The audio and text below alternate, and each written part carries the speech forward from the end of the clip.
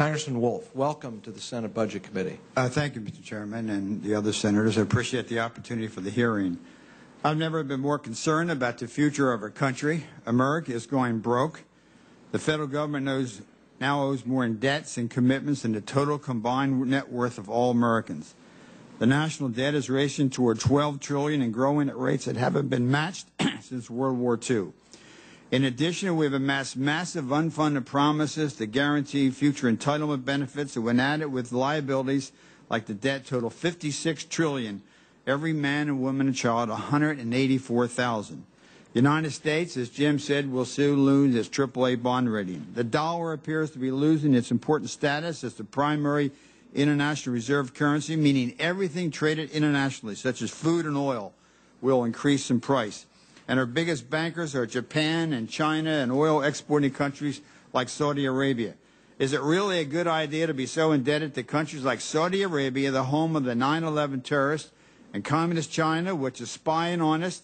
My computer was compromised by the Chinese, where human rights are as an afterthought, Catholic bishops in jail, plundered Tibet, Protestant pastors in jail. Then the news we just got Friday, unemployment rate has now hit 10.2%. Can't you feel it? Can't you feel that just something not right? There is no other way to deal with the problem. Congress is never going to tackle the growing cancer of overspending on its own. The system is broken. In my 29 years in Congress, I have never, and I was elected with Mr. Gregg, we were in the same class, I have never seen a more partisanship and divisive Congress than I have today. I often refer to the old Simon and Garfunkel song when I talk about the issue. It's called The Boxer. You may recall the lyrics. Man hears what he wants to hear and disregards the rest. The Congress is disregarding the reality of where we are. That is what's happening. That is why we need a commission made up of men and women who care more about their country than they care about their party, who aren't constantly looking over the shoulders, worrying about how they voted on that issue or that. Simply put, a commission is the only way. Without it, we'll have the same old tired process, drawing lines in the sand while the tsunami of debt comes crashing toward the shore. The commission Jim and I have envisioned would hold public hearings across the country to hear from the American people. Listening will be the key. There has to be honest discussion with the American people about the choices. And as every other witness said, everything, and as Senator Warner said, everything from entitlement spending to tax policy would be on the table. This is the only way to deal with the issue. If we go in saying you can't touch this, you can't do that, it will not work. Nothing should be prejudged or preconceived. After listening to the American people, the Commission would then develop a series of recommendations to improve our nation's financial health. And under the enacting legislation, Congress would be required to vote up or down. No avoiding the hard choices. More than 80 members of the House in both political parties are now on this. Public interest groups, business leaders, think tanks, syndicated columnists, and editorial pages across the country have all endorsed it.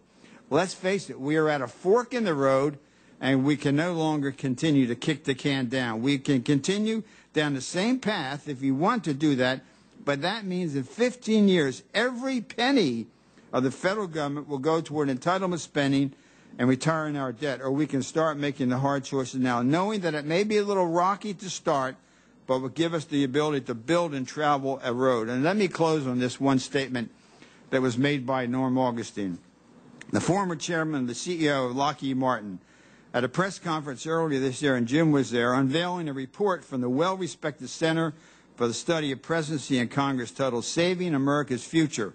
The report paints a stark and troubling picture of the nation's challenges. One of the recommendations is to create a panel, a bipartisan panel, to deal with the looming financial tsunami. Augustine, who was chairman of the group that prepared the report, best captured the situation when he said the following, and I close. He said, in the technology-driven economy in which we live, Americans have come to accept leadership as the natural and enduring state of affairs. But leadership is highly perishable. It must be constantly re-earned. In the 16th century, he said, the citizens of Spain no doubt thought they would remain the world leader. In the 17th century, it was France. In the 19th century, Great Britain. And in the 20th century, it was the United States. And then he ended by saying, unless we do things dramatically, and I think Senator Warner was there, dramatically different, including strengthening our investments in research and education in the 21st century, will belong to China and not India. I don't want my children and grandchildren to live in the China century. I want them to live in the American century. And thanks again for having the hearing.